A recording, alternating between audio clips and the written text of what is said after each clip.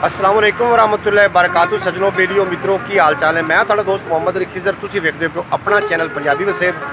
तो जनाब मैं काफ़ी सफ़र करने तो बाद पत्तोकी दे नाल एक मियाँ वाली होटल है और उत्थे एक मेरे दोस्त ने, उन्होंने को मैं पहुँचे हाँ वो बाबा जी, और उन्होंने साड़ी गलबात भी करवाने हैं। और मौसम काफ़ी सारा जोड़ा है वो नासाज हो रहा है, बदल चढ़ रहे हैं। तो मैं सोचा कि मैं इत्थे रुक जावां और रुक के जी ये बारिश का जोड़ा है दौरानिया इत्थे ही दोस्तों के नाल गुजारा। और उस तो बाद जो बारिश खत्म हो जाए, तुम वेख रहे हो मेरे उत्ते कोई ना छिट्टे पै रहे हैं बारिश के, वो तो फिर अगे चलांगे जनाब। तुम मेरे नाल रहना, वीडियो एंड तक वेखना, बहुत मज़ा आएगा। एक दरगाह भी है और उस दरगाह का नज़ारा भी करांगे।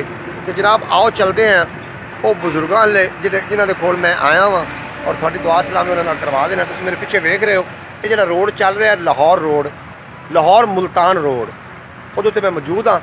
तो क्योंकि बारिश आ गई तो फिर मैंने रुकना पिया।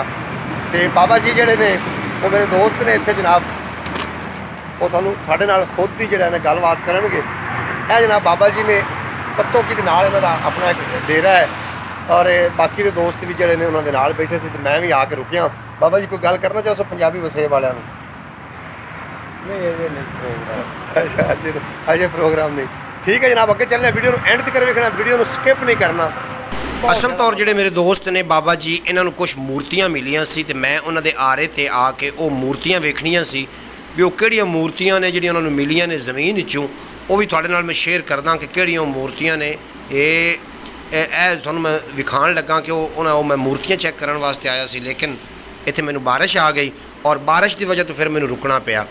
ਇੱਥੇ ਬਾਰਿਸ਼ ਦੇ ਕੁਝ ਛੱਟੇ ਆ ਰਹੇ ਨੇ ਤੇ ਮੈਂ ਚਾਹਨਾ ਕਿ ਉਮੀਦ ਤਾਂ ਇੱਕ ਥੋੜੀ ਹੋਏਗੀ, अगर ज़्यादा हुई तो फिर मैंने मज़ीद रुकना पेगा। और उस तो बाद मैं फिर निकलांगा अपने घर की तरफ। पत्तोकी दे बिल्कुल नज़दीक तरीन ये मेरे दोस्त ने, और उन्होंने वेखो ना अनार भी लाए हुए हैं जनाब, बड़े खूबसूरत अनार थे। कमाल है जी, अल्लाह पाक का निज़ाम है, निज़ाम कुदरत है। तो जनाब इस छप्पर के थले आप बारिश का टाइम जोड़ा है वो गुजारांगे, फिर अगे निकलांगे और अगे तुसीं मेरे नाल ही रहना है इंशाअल्लाह ताला। बारिश शुरू हो चुकी है, बारिश अपना जोर पकड़ती जा रही है। यह वेखो जनाब कितनी बारिश हो गई है। थोड़ी देर के अंदर अंदर जी बारिश है वो जनाब ज़्यादा होना शुरू हो गई है, और जोड़ा रोड का पानी है वो भी इस तरफ आ रहा है। और मैनू इंज लग रहा है कि जिवें ये जो टोटा जो असीं खड़ोते हुए हैं ये थोड़ी देर तो बाद ये जनाब फुल हो जाएगा जनाब। यह जी बारिश तो बाद का नज़ारा है। यह जनाब बारिश के बाद का नज़ारा वेखो, जी जगह खुश्क आई, हुण इतनी बारिश हुई है कि उस जगह पर पानी ही पानी नज़र आ रहा है। ये ज़रा मैंने कैमरे तो ज़रा हाथ हटा लैन दो।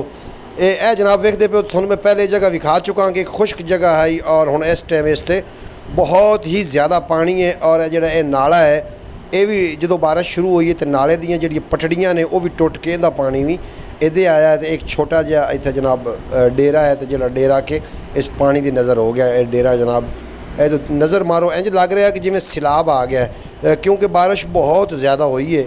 और इस ज़्यादा बारिश होने की वजह तो जी खुश्की है वो जनाब पानी में बदल चुकी है, और इंज महसूस हो रहा है कि जिमें इत्थे सैलाब का रैला गुजरिया है।